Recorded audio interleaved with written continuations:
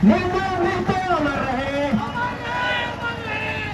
जय झारखंड, जोहार झारखंड। सिल्ली की इस पावन धरती पर और शहीद निर्मल महतो की प्रतिमा के ठीक सामने आज यहाँ पर हम लोगों ने उनकी शहादत को नमन किया, उनको श्रद्धांजलि अर्पित की। लेकिन अपने वक्तव्य की शुरुआत से पहले जो भी यहाँ उपस्थित हैं, हमारे नौजवान साथी हैं, हमारे भाई हैं, चाचा लोग हैं, हमारी माता लोग हैं, शासन प्रशासन के लोग हैं, स्थानीय थाने के लोग हैं, जहां तक मेरी दुकान तक आवाज जा रही है, छोटे मोटे दुकानदारों तक, जो भी यहाँ पर दुकानदार है, चौक चौराहे तक जहां तक आवाज जा रही है, आप सबों को अपना क्रांतिकारी झारखंड की जोहार पेश करता हूँ, नमस्कार पेश करता हूँ, आदाब पेश करता हूँ। मेरे साथियों, आज जो तारीख है 8 अगस्त की तारीख, ये झारखंड के इतिहास के पन्नों में एक ऐतिहासिक तारीख है।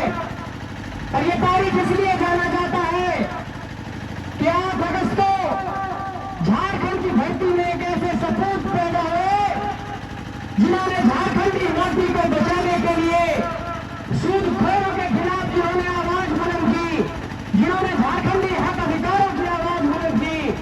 लेकिन उनके हक अधिकार की आवाज जो है यहाँ के वैसे लोग जो झारखंड विरोधी ताकत से बर्दाश्त नहीं कर सके। और 90 के दशक में 1987 का वो दौर था जब 8 अगस्त की तारीख को पूरा झारखंड हो गया, जब चमरिया गेस्ट हाउस के सामने हमारे झारखंड के वीर सपूत निर्मल महतो को गोली मार दी गई थी। लेकिन हम ये कहना चाहते हैं कि उनकी शहादत बेकार नहीं जाएगी। झारखंड में हर चौक चौराहे से निर्मल महतो पैदा हो रहा है और सिल्ली की धरती इस बात की गवाही दे रही है कि देवेंद्र नाथ महतो जैसा यहाँ पर एक क्रांतिकारी नेता पैदा हुआ है। साथियों, मैं ये कहना चाहता हूँ, देवेंद्र नाथ महतो जी को मैं पिछले 1 दशक से जान रहा हूँ। इनके पास क्या है, बहुत बाहुबल शक्ति नहीं है, पैसा नहीं है, लेकिन जो जज्बा इन्होंने दिखाया है। और रात में 2:42 पर इनका फोन आया कि एक कंपनी ने पेमेंट नहीं किया था मजदूरों का, धरना पर बैठ गए, 1 करोड़ पेमेंट करना पड़ा। ये ताकत है देवेंद्र भाई की। इसलिए हम ये कहना चाहते हैं कि इनके एक आवाज पर झारखंड के 264 प्रखंडों में बंदी बुलाई जाती है तो आ जाती है।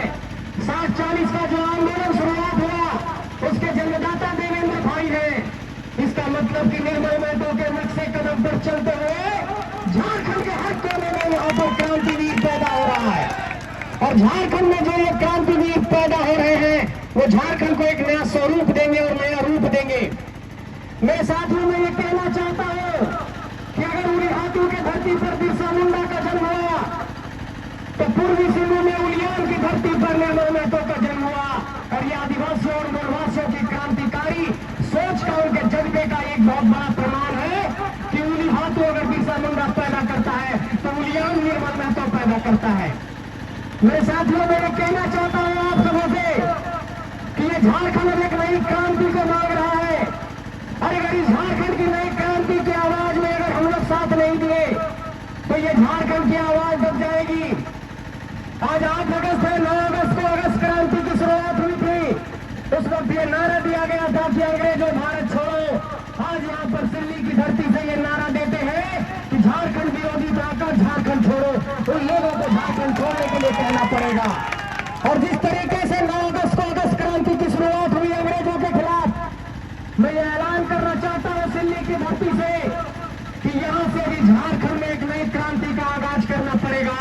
और झारखंड विरोधी ताकतों को झारखंड से बेदखल करने के लिए संकल्प लेना होगा। मेरे साथियों, मैं ये कहना चाहता हूँ कि झारखंड की धरती जब 15 नवंबर 2000 की तारीख को अलग हुआ था, तो इस बुनियाद पर अलग हुआ था कि झारखंड के लोगों को झारखंड में हक अधिकार मिलेगा। यहाँ के 3rd और 4th ग्रेड की नौकरी में यहाँ के नौजवानों को लाभ मिलेगा। यहाँ के नौकरी में जब हमारे भाई फॉर्म भरेंगे तो उनको प्राथमिकता मिलेगी। फॉर्म भरने के दौरान जब हम फॉर्म भरेंगे तो यहाँ शासन प्रशासन हमारा ख्याल करेगी। लेकिन पिछले 23 सालों में झारखंड के भीतर ये स्थितियां और परिस्थितियां बनती है कि यहाँ के हालात जो है झारखंडियों के अनुकूल नहीं है। जब हमारे पास नौकरी की बात आती है तो हमारे पास नौकरी नहीं मिलता है। जब हम नेतृत्व के मसले पर गौर करते हैं तो झारखंड के 81 विधानसभा और 14 लोकसभा सीटों पर 100% स्थानीय सांसद विधायक नहीं है। जब हम इन बातों पर गौर करते हैं कि जहां पर जमीनें ली गई, कंपनियां स्थापित हुई, वहां पर क्या स्थानीय लोगों को रोजगार मिला, तो रोजगार भी नहीं दिखाई पड़ता है। जब हम ये गौर करते हैं कि जो सरकार ने ऐलान किया है कि निजी क्षेत्र की कंपनियों में 75% आरक्षण यहाँ के नौजवानों को मिलेगा, वो भी नहीं मिलता है। इसका मतलब नौकरी हमारा किसी ने खा लिया, जमीन हमारे कंपनियों ने ले लिया, सांसद विधायक दूसरे लोग बन गए, और जब हम हक अधिकार मांगने जाते हैं लोग तो लाठियां हमारे पीठ पर दी जाती है। इस वेदना और पीड़ा और इस अन्याय को अब नहीं सहा जा सकता है मेरे साथियों, इसके खिलाफ आवाज बुलंद करना होगा। और मैं ये कहना चाहता हूँ कि ये झारखंड की धरती में जो ये नौजवान निकल करके सामने आ रहे हैं, इन नौजवानों पर लगातार एक बात का यह आक्षेप लगाया जाता है कि ये लोग राजनीति करने आ गए हैं, नेतागिरी करने आ गए हैं। मेरे साथियों, मैं ये कहना चाहता हूँ कि अगर राजनीति में दखल नहीं देंगे तो आपके बीच ऐसे लोग आकर के शासन करेंगे जो आपसे कम दक्ष लोग हैं, जो गुंडे हैं, मवाली हैं, एक तरीके से कॉर्पोरेट लोग हैं। इसलिए मैं ये कहना चाहता हूँ साथियों, आप सब पढ़ने लिखने वाले लोग हैं। ग्रीस के बहुत बड़े दार्शनिक प्लेटो ने कहा था कि राजनीति में दखल नहीं देंगे तो दूसरे लोग आकर के राजनीति में आपके ऊपर शासन करने लगेंगे, और वैसे लोग शासन करने लगेंगे जो आपराधिक पृष्ठभूमि के होंगे, जो कॉर्पोरेट होंगे, जो गुंडे होंगे, जो मवाली होंगे। और इस झारखंड के भीतर हम ये गौर करते हैं कि अगर कुछ विधानसभा क्षेत्रों, लोकसभा क्षेत्रों को छोड़ दे तो कई सीटों पर ऐसे लोगों ने कब्जा जमा लिया है। मैं आप लोगों को याद दिलाना चाहता हूँ मेरे साथियों, अगर लोकसभा के सीटों पर गौर करेंगे, सामने रांची लोकसभा का क्षेत्र है, यहाँ के सांसद झारखंडी माटी से नहीं है।